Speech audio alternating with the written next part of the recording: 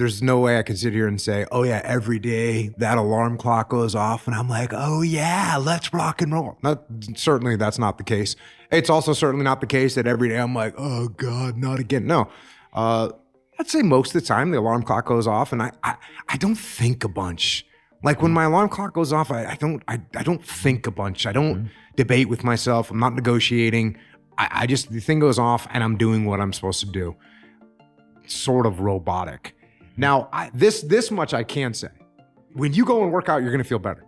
You will get energy from working out. That is a guarantee.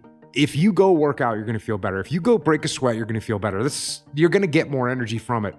And look, you got to go really, really hard to where now you feel more tired when you're done. And even that, I mean, you got to go psycho. I'll do that occasionally, but I don't do that on a daily basis. You know, at the end of a day, if I wake up, lift, run, surf, and then I do jujitsu in the afternoon, like at the end of that day, I'm tired and I feel tired.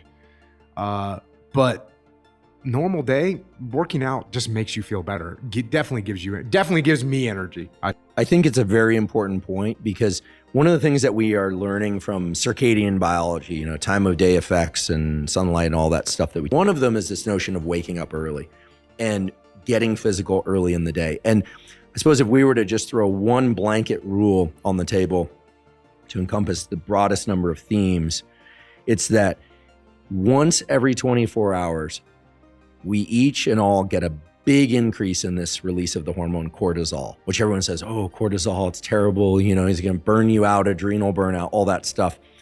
But it's a non-negotiable peak. And you want it to arrive early in the day. And viewing sunlight, physical activity, caffeine, and in particular, intense exercise, all amplify that cortisol peak.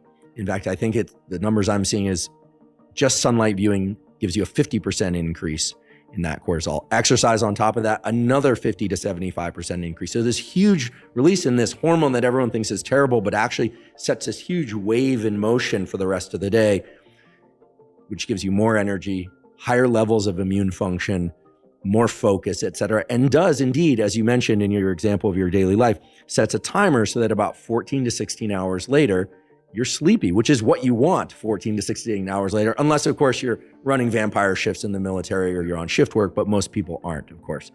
So I think the idea that movement and exercise gives us energy, I think is an important idea. And it's something that and of course there are times when I crash in the early afternoon if I train really, really hard, but usually that's when I over caffeinate to an outrageous degree.